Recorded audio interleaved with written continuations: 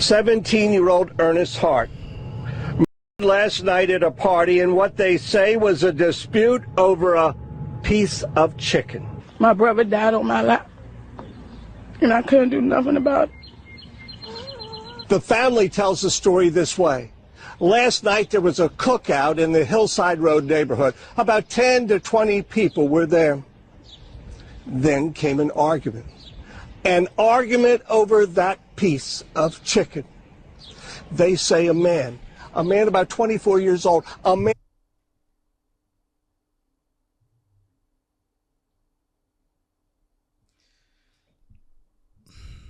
As I'm hearing this, I'm genuinely thinking to myself, I hope that this is some sort of skit or sketch, satire, or whatever it may be.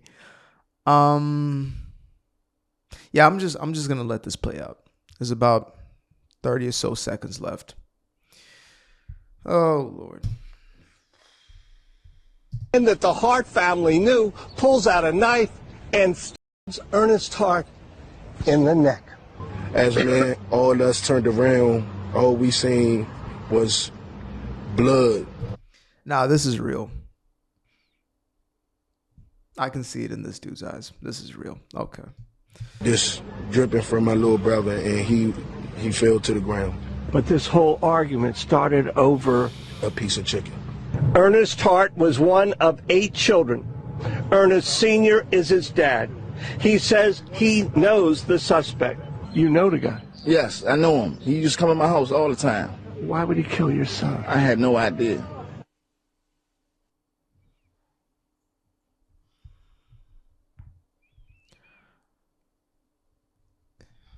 In a culture that devalues life, I'm not surprised.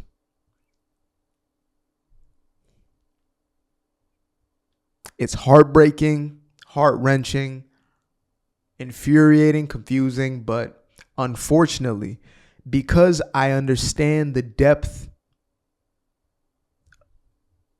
of the problem, I'm not surprised. Now, people like Thomas Sowell have spoken on this extensively, and I will continue to refer to him. By the way, shout out to Brother Thomas Sowell.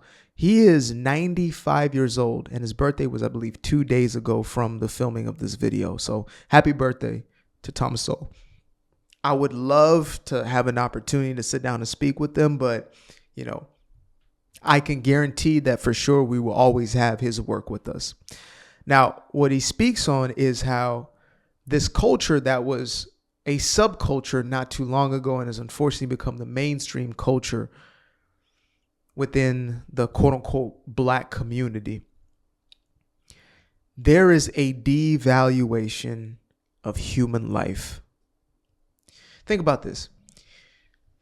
If you were to, let's say, list the top 10 black artists in the last 5 or 10 years, you would likely point to hip hop artists, rap artists, etc., right?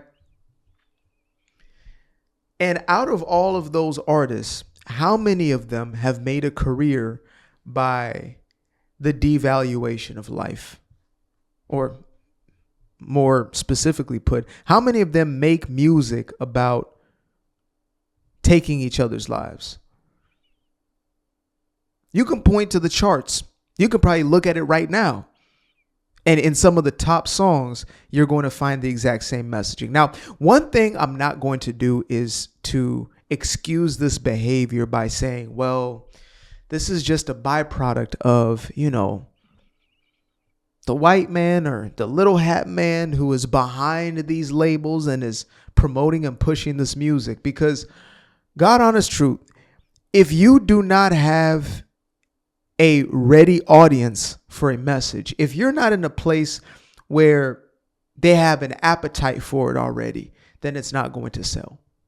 That's the reason why you can't sell everything to everyone. There is a specific demographic for what you're selling.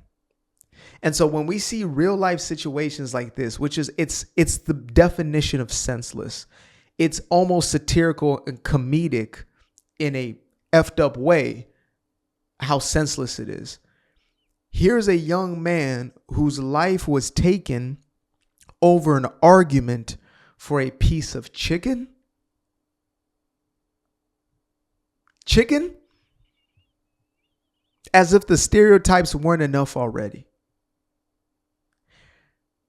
Life is valued when you yourself are in tune with your own humanity, right? We can only experience empathy when we ourselves have had the experience. Now, we can have compassion, we can have sympathy, or even pity in some cases.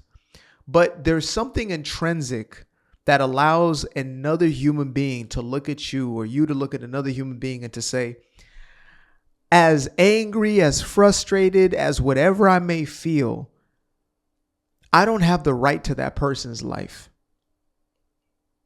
I would never want to cause that sort of damage in that person or the people around them's life. That comes from being in tune with your humanity, or more specifically, in tune with your creator who imbued you with that humanity. When you are out of whack, out of tune, when you are disconnected from that, and instead you have a psychology that says life is worthless, it likely means that you devalue your own life. And it's interesting to me because, I've sometimes frequently been labeled as a sellout, right? I've sold out my community. And it's interesting to me because I'm viewed as a sellout because I speak on these subjects in the way that I do. Instead of defending them or pretending they don't exist, I tell the truth about what's going on here.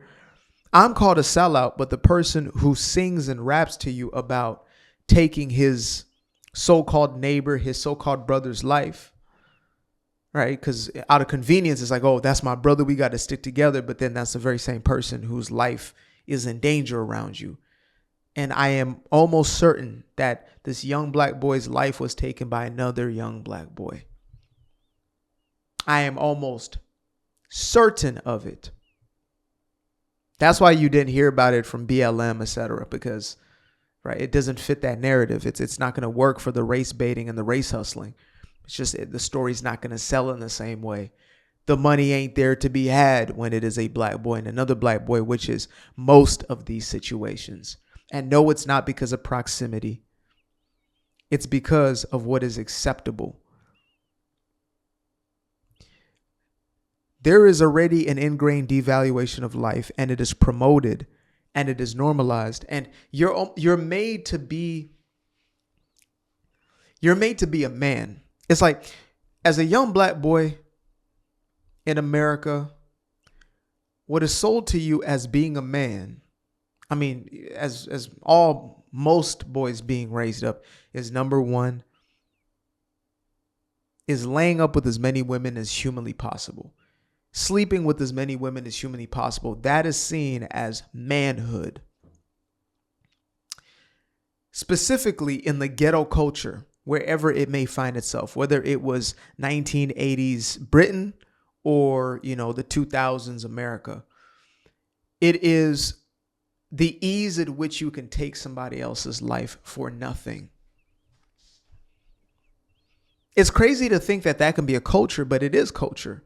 That's why there are peoples, groups of peoples, tribes of peoples who are more brutal than others. Like if you go into Southern Africa, where I was born, and you hear about Shaka Zulu and the Zulu tribe, there was a lot of violence that was a part of the culture. It was a normal, a staple. I'm sure the same would be for, the peoples in which Genghis Khan came from. That it was a normality of their society, of their culture, to be brutal. Sure, all or most people, had war and things of that nature, but to be uniquely brutal. In the same way, when you hear about the Hamas, Hezbollah, ISIS, etc., it's that same level of inhumanity, I guess you could say, if that's even a word, that exists. And that comes from a culture that does not value life. That is heartbreaking, folks. That's heartbreaking. His life was ended for a piece of chicken. And it's like, as crazy as this is to say for me, there are some whose lives were taken for less.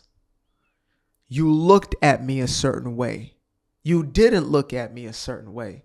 The only times I've ever had my life genuinely threatened in times past was from somebody who happened to also be black, and who either I glanced in their direction or I said something and they misperceived what I said, or they were just in a quote unquote bad mood that day and they wanted somebody to get off on.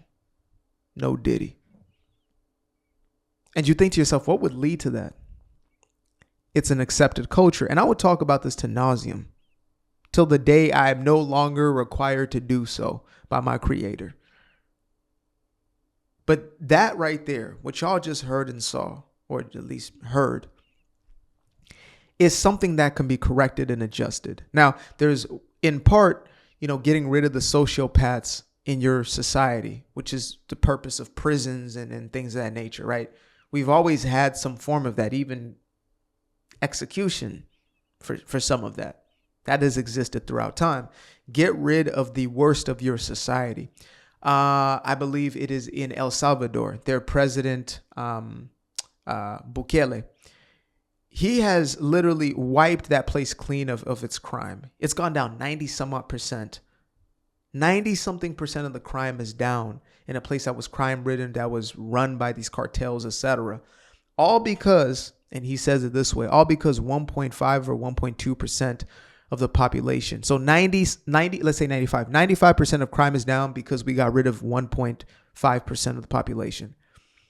The 1.5% was committing all the heinous crimes, all the worst crimes.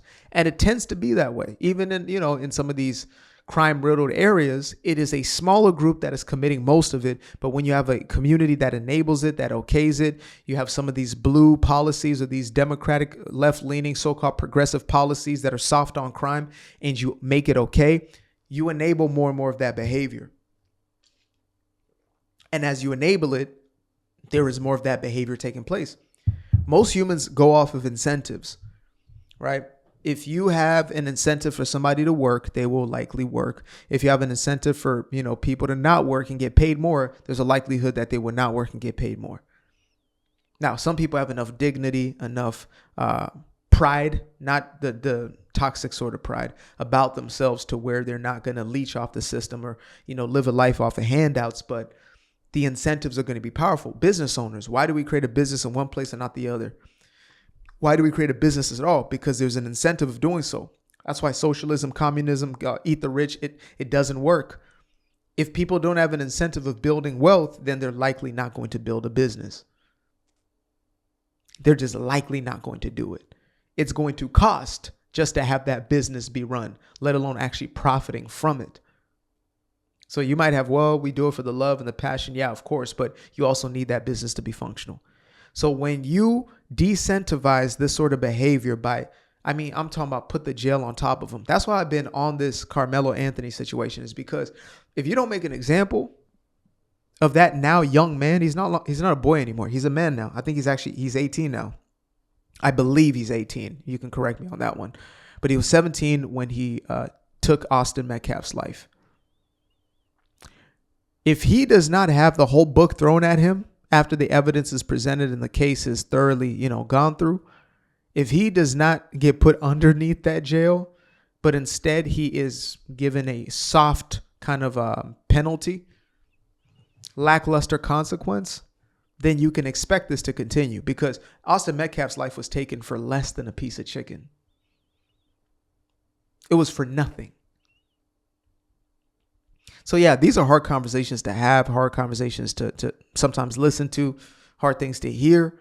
But then again, if we want something to not be a part of our reality, I used to believe, you just ignore it, you bury your head in the sand. But now I realize, no, it's going to take people who are willing to call it out. Those who are the closest to it to call it out is a vital aspect of this.